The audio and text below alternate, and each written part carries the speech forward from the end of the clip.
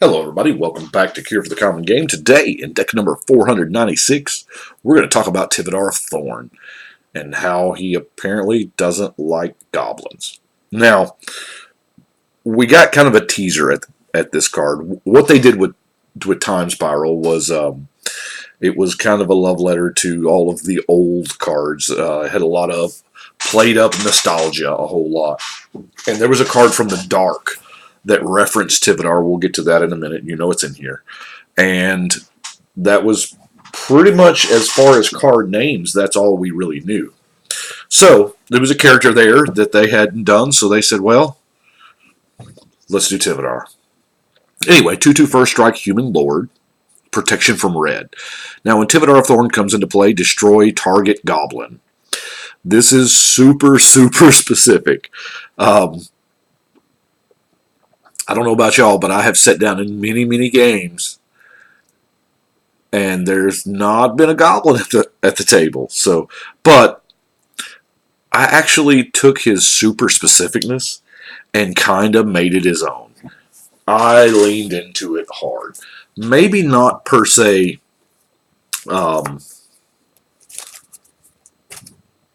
all goblin hate, but I will reference the card from way, way back. Where's it at here? Where's it at? Where's it at? Do I have that under removal? Oh, I do. Wow. Well, it was actually two cards. From the Dark, we have Knights of Thorn, pro red and banding, and then the actual Tivadar's Crusade that just is as a Wrath of Goblins. I mean, that's exactly what it is. So between Tivadar and Tivadar's Crusade, I said, you know what? We don't like red. We just don't like the color red. So I went with it. And so let's look at how much we don't like red, or how much Tivadar does not like red. We have Ivory Guardian. 6 mana, 3/3 pro red. And as long as any opponent controls a red card, it gets +1/+1. So even then, it's still only a 6 mana 4/4 with, protection that's only good, 20% of the time? Anyway, it's not about how good the cards are. It's about the flavor of Tivadar. Abbey Gargoyles. We got 5 mana, 3/4 flying pro red. We have Southern Paladin. 4 mana, 3/3. Now we're talking a little, white, and tap. Destroy target red permanent. So the one beautiful part about Commander is multicolor is extremely popular. So things that have red in them are still red. So, Voice of All is protection from whatever color we need. Now, in theory here, we would always choose red, but, in gameplay, this may be the only decent card, if there's not a red deck sitting down at the table. Defender of Law, of course, a 2/1 Knight, has flash in pro red. Lawbringer. Evidently, the word law in white is antithetical to red. So, Mystic Crusader, pro black and red. So we get the bonus, and it has the threshold of flying. Pilgrim of Justice, pro red 1/3. Crimson Acolyte, pro red 1/1. Repentant Blacksmith, just a 1/2 pro red. Core Firewalker, not only does it have pro red, see, this is the difference between I would say a current card, but this is, not really current. This is World Wake, as opposed to way, way back when. So a lot of time had passed. I mean, still though, 2 mana, 2/2 protection, and whenever a player casts a red spell, you gain a life. Silver Knight, kind of the offshoot of the White Knight. Disciple of Law, cycling if you don't need it. Burrington Forge Tender. Now we're getting 1 mana 1/1s with pro red and other abilities, which before all we had was stuff like, Foothill Guide that was just a 1 mana 1/1 with pro goblins. Freewind Falcon, pro red flying. Cliff Threader, Mountain Walk. Now, It's kind of a similar anti-red thing, right? I mean, it's not protection, but it is evasion if somebody is playing red or is playing mountains. So did the Cliff Threader, did the Hillcomb Giant, and then a Guardian of the Guild Pack. Since we were already pretty deep in the whole protection thing, I was like, protection from monocolored. Okay. Now that means we can't target it with our cool white spells, but still, there's a good chance it's not getting blocked a lot. And the rest of the creatures here are just kind of, not bad. The Cliffside Rescuer, you gain, you sack it. Target permanent you control gains protection from each of your opponents. So, still kind of on theme. The Lowell Unicorn. Sarah's Guardian, just giving your team vigilance. Angelic Guardian, giving your team indestructible when they attack. And then Angel of Vitality, because I love this freaking card. I mean, in our format, this is a 3-mana, 4/4 flyer that amps up our life gain. So a lot of those cards are kind of costly. So let's look at some ramp that we have. Ramp's kind of a loose term. Of course, we have a Marble Diamond, Urgolem's Eye, Heraldic Banner is amazing. I mean, in mono white decks that you're going to turn creatures sideways on, might as well, right? The Spinning Wheel, Darksteel Ingot, Everflowing Chalice, and the one I really want to talk about is Fractured Power Stone, because this don't see a lot of play. Now, we, in my local play group, we don't do it every time, but there are times when we're like, hey, you going to play some Plane Chase? And we play Plane Chase. Now, we do it a little bit differently from how it was originally intended. We have 3 planes up at any given time. Now, we are on the plane that we're on, but we see the other 2. Therefore, you have an educated guess as to, because my thing was, when you planeswalk, you just planeswalk to whatever random plane pops up next, and that doesn't seem very intuitive. It doesn't seem like something an actual planeswalker would do. So, if you have 2 options of where that you can planeswalk to, that makes a little more sense. So you can pick one of those 2, and as soon as you leave the one you're on, it gets replaced by a new one from the deck. So you always have 2 new ones to choose from. Anyway, that's why the Fractured Power Stone is in there. And it's a decent 2-mana rock, Temple Bell. You are looking at 100% of our card draw. I realize it's 1 card and it's not that good by itself. I mean, it's decent. It's way better with Mind Over Matter. But, what isn't? But while we're in mana, though, of course, got a Cryptic Cave just in case, things get that desperate. Rogue's Passage gets something unblockable. Idyllic Grange. And Castle Ardenvale because, the slow cranking out of 1/1s has proven to be somewhat useful in the past. Let's see if we can't get a better angle there. Now, not only do we have creatures that don't like the color red, but we have a suite of enchantments that aren't really fond of it either. And of course, we're going to start at the beginning, Circle Protection Red.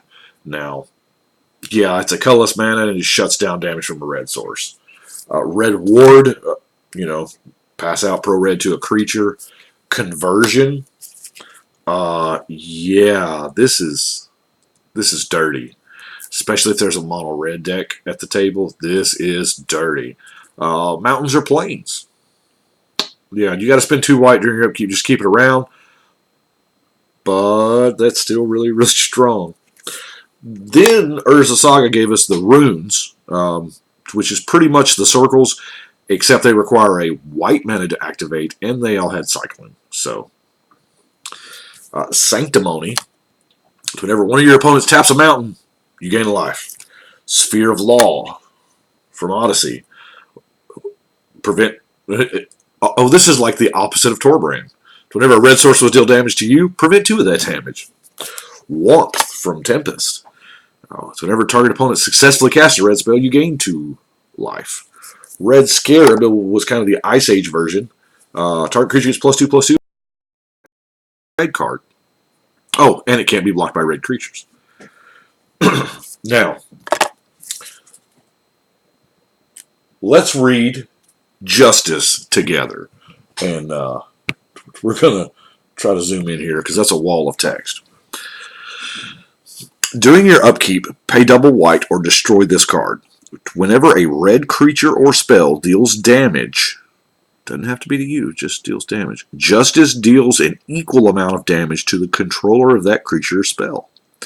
If another spell or effect reduces the amount of damage a red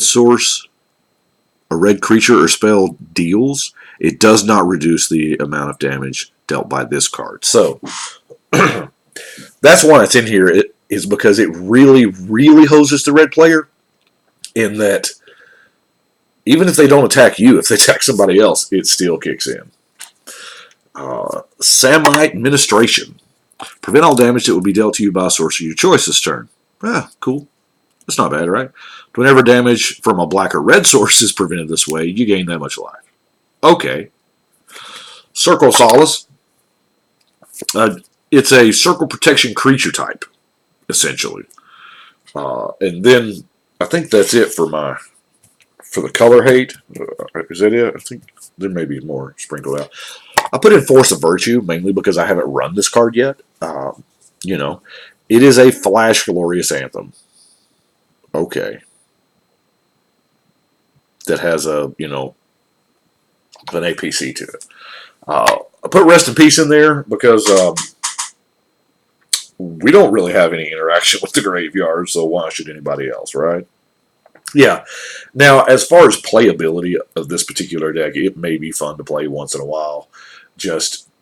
I would want to do it blind where you don't know where anyone else is choosing to play because it seems kind of dirty if you know somebody's whipping out the Krinko deck and you're like, oh, I got you. That just seems, I don't know. But if you randomly go into it, or here at the house we do a lot of die rolls, so let's see. Now let's look at some, kind of some mono white things. Brave the Elements is a great card. We're going to obviously be running it. Get back up so we have cards that don't have 15 lines of text. Ethereal Armor, because there are quite a bit of enchantments in the deck, so I figured we'd take advantage of that with Ethereal Armor and Armored Ascension, of course, being our mono white. Shielded by Faith. I don't know if... What scares me the most about this is like the Rakdos decks, or the decks that have red and something else. Because if they have red... If they're mono red, the deck just hoses them. However, if they are like red-black, they're going to have other ways to kill your commander and other ways to deal with your stuff. So that's why I've got Shielded by Faith in there. And then, True Conviction even makes the high casting cost cards pretty decent, when they have Double Strike and Lifelink. So let's look at our removal, shall we? We have, of course, we're going to start with Disenchant. Peace and Quiet, destroy 2 target enchantments. Divine Offering, popping that artifact again. Unstable Obelisk, maybe, why not? Devout Decree. Exile target creature or walker that's black or red, so that's kind of fits in with our theme, but now the rest of this is just straight up removal. Oblation. Reprisal. Humble. I love Humble. 0/1. No, your Blightsteel is not that awesome. Generous Gift. Destroy target permanent. Its controller creates a 3/3 elk. An Elkophant. And then we have Afterlife, which is kind of the 1/1 version of it. The 1/1 has flying. And then our last card is Ravnica at War, which will kind of help deal with the multicolor problems. But, I know y'all see me using Ravnica at War quite a bit. It's an extremely cheap card. I think it's under $0.25. Heck, I think this foil's not even 50 cents. But I see this long term being a good. I think I bought 10 of them. I didn't even break $2. I just happened to pull the foil, but I believe long term Ravnica War will increase in value. Now it's never going to be super high, but I feel like we are a set away from, if we have like another hybrid set or another 3-color shard or wedge set. Yeah, I feel like that its stock will go up dramatically. So Tivadar is one of those that I mean, it's a legendary creature and it's on the list, and I had to do it, and so I was like, you know what, it's a good solid pro red. That seems like the way to go. So that was what I did with Tivadar. Now, as 496, as y'all can tell, there's a stack there that's got 497, 98, 99 in it. So I am right where I need to be. Now, there is something I do want to talk about. Y'all know that I had a goal of deck number 500 by November 14th. Well, as soon as we put this deck up, I'll tell you why. 496 on the wall. Now, I had alluded to it, and there was, what I had done was I was on vacation like earlier in the year, and I was tweeting, and I joked about something with Shivam, and Shivam was like, do it. So I applied to the Guinness Book of World Records for the most Magic the Gathering Commander decks, and I got my response today. And obviously they denied it, simply because they don't track collections anymore. Because they're so... I get it. I do. Because there's so many things to collect. Like, everything on the planet could be part of a collection, If they approve my Commander deck collection, then when the guy comes who claims that he has the biggest collection of yellow buttons or, left shoes or whatever, that'd be the Stitch collection. But, yeah, I get it. So they don't track collections. So I don't know. It was one of those things I was like, it's worth a shot.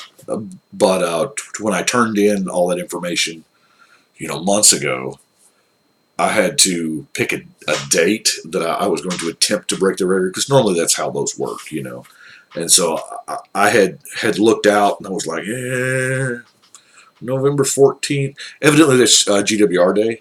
A lot of people try to break records on that day, so I was like, sure, that day works. And, deck number 500, whatever. So, obviously this month, I've been cranking through decks. That's kind of why. It's kind of a null thing now, so it's kind of a moot point, but still building decks, and I got a bunch of decks done in October, so, and there's 3 more there. Now, this is... I don't know what day this is coming out, so I'm not even going to try. But I guess that's it. Not going to be the GWR book. But hey, the question I put out to Twitter today is anybody interested in doing a Magic the Gathering World Records, Because you could have largest tournament or the most. I think I mean... Most copies of a single card, you would need a website. It couldn't be a printed book, because there are, 22,000 different cards in Magic, and I'm sure somebody somewhere is collecting them all. Like, my oldest son collects Force of Natures, I collect Jumps, I know a guy that does Jay Ballard, there's a guy that did Nightmare, whatever. So, you could potentially do, that would be a monster of a website. Plus, then you got things like, the randomness of, who won, who's the most winningest player. Of course, you'd have to have access to the DCI database. Anyway, rambling again. It's whatever. I thought it would be cool. It was a good thing to try. Hey, why not? So, But that is all I have got for today. I do appreciate y'all watching, and you let me know what you think. But right now, we're going to shuffle and cut.